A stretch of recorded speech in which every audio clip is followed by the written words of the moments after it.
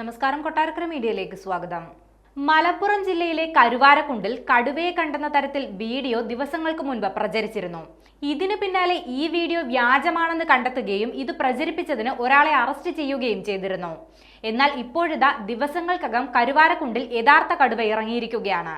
കണ്ടത് കടുവയെ തന്നെയാണെന്ന് വനം വകുപ്പ് അധികൃതർ സ്ഥിരീകരിക്കുകയും ചെയ്തു. കേരള എസ്റ്റേറ്റ് ചീനിപ്പാടത്തിന് സമീപം CT റോഡിനോട് ചേർന്നുള്ള ഭാഗത്താണ് കടുവയെ കണ്ടത്. എസ്റ്റേറ്റിലെ ഡ്രൈവറാണ് കടുവയെ ആദ്യം കണ്ടത്.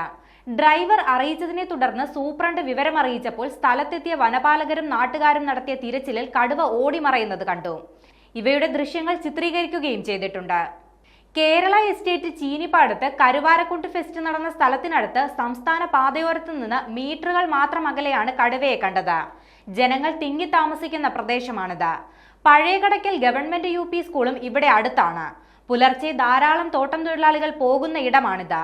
വിദ്യാർത്ഥികൾ ഉൾപ്പെടെ ഒട്ടേറെ പേർ സഞ്ചരിക്കുന്ന ഭാഗമാണിത്. ഇവിടെ പുലി, കാട്ടുപോത്ത്, കാട്ടാന തുടങ്ങിയ വന്യമൃഗങ്ങളുടെ ശല്യവും രൂക്ഷമാണെന്ന് നാട്ടുകാർ പറയുന്നുണ്ട്. കാട്ടാന ശല്യം നിത്യേന എന്നോണം ഉണ്ടാകാറുണ്ട്. കാട്ടുപോത്തിന്റെ ആക്രമണത്തിൽ യുവാവ് മരിച്ചിട്ടുമുണ്ട്. മുൻപും ഇവിടെ കടുവയെ തൊഴിലാളികൾ കണ്ടിട്ടുണ്ട്. പേടിച്ചോടിയ ഇവരിൽ ഒരാൾക്ക് വീണു പരിക്കേൽക്കുകയും ചെയ്തു.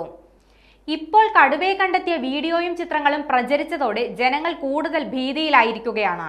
അരമിനിറ്റോളം കടുവയെ നേർക്കുനേർ കണ്ടെന്നും വീഡിയോ ചിത്രീകരിച്ചെന്നുമുള്ള വ്യാജ പ്രചരണത്തിന്റെ പേരിൽ കരുവാരക്കുണ്ടിൽ യുവാവ് അറസ്റ്റിലായത് കഴിഞ്ഞ ദിവസമായിരുന്നു.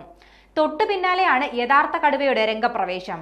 കേരള എസ്റ്റേറ്റിൽ കണ്ട കടുവയെ ഓടിച്ച് കാട്ടിൽ കയറ്റാനുള്ള ശ്രമമാണ് ആദ്യഘട്ടത്തിൽ ചെയ്യുന്നതെന്ന് നിലമ്പൂർ സൗത്ത് DFO ധനിക് ലാൽ പറഞ്ഞു. ശ്രമം പരാജയപ്പെട്ടാൽ കെണി സ്ഥാപിച്ച് കടുവയെ പിടിക്കാൻ ശ്രമിക്കുമെന്നും സ്ഥലം സന്ദർശിച്ച DFO വ്യക്തമാക്കി. Kalikavu forest range officer P രാജീവിന്റെ നേതൃത്വത്തിൽ ഉദ്യോഗസ്ഥർ സ്ഥലത്തുണ്ട്.